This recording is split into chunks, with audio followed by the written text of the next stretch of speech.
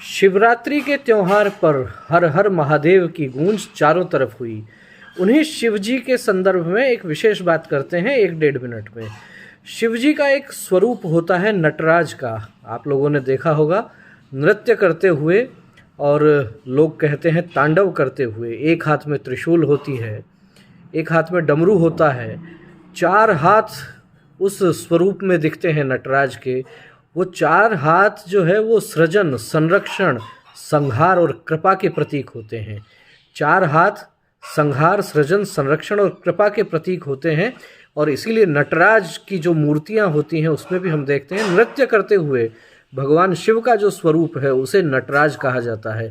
त्रिशूल संहार का प्रतीक है, एक हाथ में डमरू है जो नाद का प्रतीक है, जिससे आवाज़ आती है। और ऐसा कहा जाता है कि जो व्याकरण शुरू हुई, संस्कृत की व्याकरण की जब बात करते हैं, पाणिनि की लघु सिद्धांत कौमुदी की बात करते हैं, उसमें भी आता है नत्वा सरस्वतीम देवीम शुद्धाम गुण्याम करोम्यहम पाणिनीय प्रवेशाय लघु सिद्धांत कौमुदीम।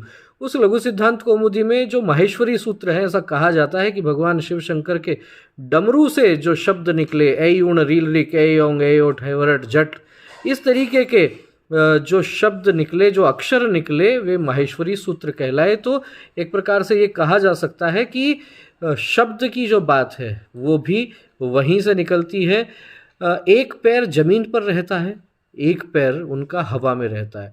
बताया जाता है कि जो पैर उनका जमीन पर रहता है, उस पैर के नीचे एक अपस्मार नाम का दैत्य वो रहता है। अज्ञान और अंधकार का प्रतीक उस दैत्य को कहा गया है, और वो शिवजी के पैर के नीचे दबा रहता है। जटा में गंगा है और नृत्य की मुद्रा है। नृत्य की मुद्रा लय, संतुलन और सौंदर्य का प्रतीक है अपने आप में। तो भगवान शिव शंकर को जो लोग केवल और केवल तांडव के लिए ही जानते हैं, वे शायद बहुत कम जानते हैं। उनके संदर्भ में सौंदर्य भी शिव के भीतर है। सत्यम शिवम सुंदरम की जो बात होती है वो कहीं ना कहीं भगवान शिव उनके स्वरूप में देखी जा सकती है। और जब तांडव वाला आप चित्र देखते हैं तो पीछे अग्नि दिखाई देती है। अग्नि एक प्रकार से विनाश का भी स्वरूप है, शुद्धिकरण का भी स्वरूप है, और साथ ही साथ पुनर्निर्माण का भी स्वरूप है। तो शिव तत्व की जब बात होती है तो नटराज की भी बात होती है, और नटराज की बात होती है तो फिर नृत्य की मुद्रा में भगवान शिव शंकर को जब देखते हैं, 4 भुजाएं, डमरू और साथ में त्रिशूल, जटा पे गंगा है, चंद्रमा विराजमान है, आप समझ सकते हैं कि किस प्रकार का अद्भुत सामंजस्य है। इस तत्व पर भी कभी गंभीरतापूर्वक विचार कीजिए।